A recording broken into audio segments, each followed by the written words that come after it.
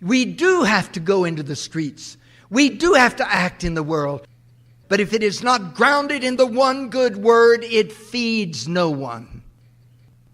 And to come back there, and to come back to the harmony of it, and the grace of it, is a transformation itself, isn't it? Yes, transformation through dialogue.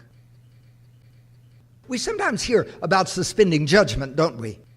But how often do you hear about suspending your point of view?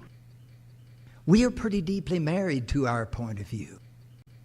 And it gets in the way of meeting.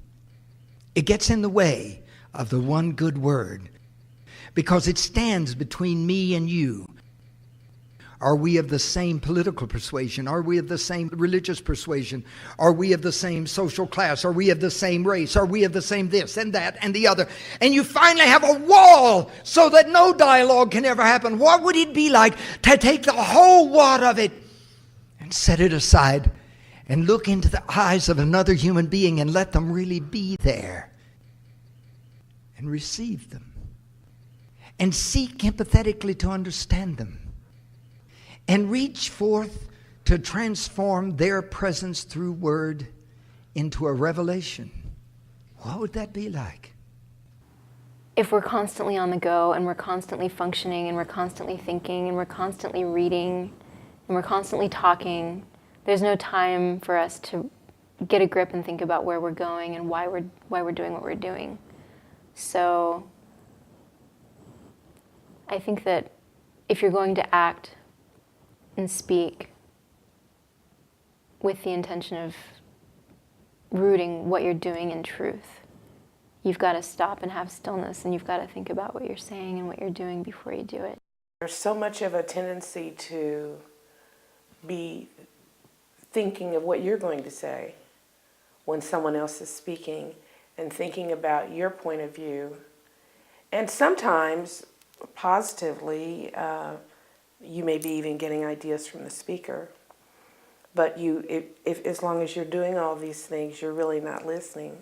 If you get a group of people committed to allowing dialogue to break out, allowing it to come forth, you are going to be focused on making that happen. You are allowing it to happen, I'd prefer to say. And when we do that, we really do let listening and speaking correlate. The intent to hear and be heard is really what's important. I think that's the part you wait for before you take action. I mean, you may, again, as I said at the outset, the spirit of dialogue doesn't necessarily mean that everybody's going to listen and be heard. But if you can bring people together whose best intentions are to take 2 hours out of their evening to try to listen carefully to the other side, then you've had a success. And I think then you can begin to move towards action. If you don't have that intent, I think you need to spend a lot more time maybe at the beginning and say, okay, let's continue to work on why we're here, what it is that we're trying to clear the air about before we take the next steps towards action, and see if that intent. You may not persuade anybody to see the issues differently, but you may change their intentions about why and how they engage others. It takes the vessel to make a certain kind of thing happen, a certain transformation, a certain exchange that goes on. And I think that as I understand the work of the Institute, it's not just an opportunity in various capacities to get small and large groups of people together and have them talk away. It's an attempt to create a vessel in which that interaction leads to change in the individuals and the groups that are gathered there, and change that translates itself into action. This is not the age of information.